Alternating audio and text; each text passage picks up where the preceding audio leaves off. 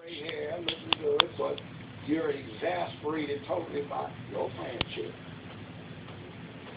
And your son, last comment, make sure he learns how to be a man.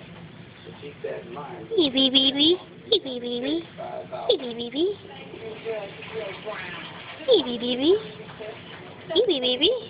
Reality TV just goes down. This is a loan that has to be repaid. Credit wins, and now we're on to the next case. Please raise your right hand. Waitress Nicole Angel is suing her brother for an unpaid loan and rent. Let's see, you're 20, right? And you're suing your brother, Miss Angel, who seems to be 19. Yes. There are two matters here before me for arbitration, and one of them is that you allege you loaned him $1,500 to acquire a motor vehicle. And also there is the matter of back rentals and damages to an apartment that the two of you leased together. You were on a one-year lease according to your allegations. Night-night. Night-night.